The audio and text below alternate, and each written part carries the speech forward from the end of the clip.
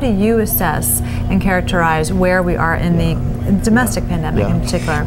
I think much like what we're hearing at the conference, we are on the brink of tremendous opportunities in this country because of advances in treatment, the science, and we know that once we get individuals diagnosed and into care and help them stay in care, we can not only improve their own health, but reduce infections. And so I think that's the excitement, that's the exciting part of where we are.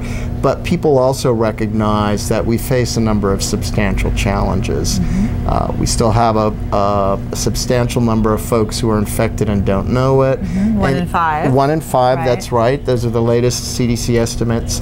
And we also know from some other work that CDC has done that even after someone gets an HIV diagnosis, that probably less than half are in consistent regular care. So you're referring to that drop-off, where people come into the system, they know that they're living with the virus, but maybe they don't go back to the doctor, or they do a little while, but then they're not retained in care. What that's telling us is that it's more than just about medical treatment, that we really have to focus on what's happening in a person's life. How did you get into HIV work? Do you have a personal connection to the epidemic? Yes, I do, very much so. Like many of us in this work, I have my own personal story, and it relates to my twin brother Edwin, who was also a physician. He was a psychiatrist, very, very beloved by his patients. He was a great psychiatrist.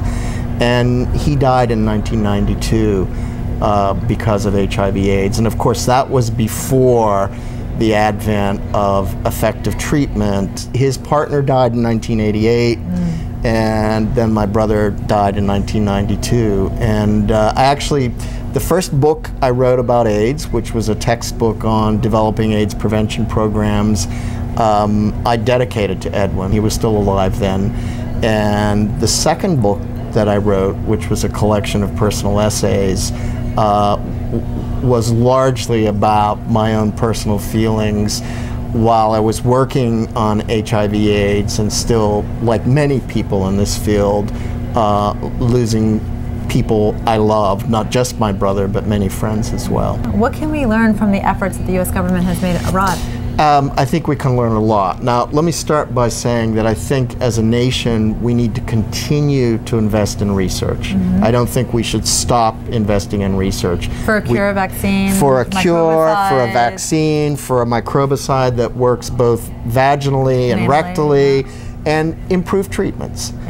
That's definitely important. But I would say, from my perspective, what we've learned about our experiences abroad is that we have to invest in implementation. That doing the science and publishing the research is not enough. No, well, we have if it doesn't get to to the people, build it doesn't exactly. matter. We have to build the systems that are needed so that people can take advantage of improved treatments. And it doesn't it certainly includes expanding testing, it includes expanding access to treatment, it includes making sure that we have enough doctors and nurses and social workers. And test exactly. But it also means we have to look at the kinds of community support that we have. People were more willing, I think, to recognize it overseas than they were in our own nation, but I think we're recognizing now that we need a whole host of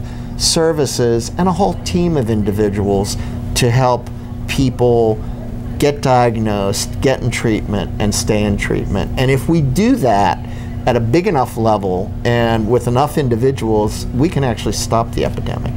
Can we do it? Can we end AIDS in our lifetimes? Well, I think it's possible. I was laughing about in our lifetimes. We still have a few more years to go. Hopefully we have a few more years. I think we can definitely bring down the rate of new infections. I mean, it depends on how you define end.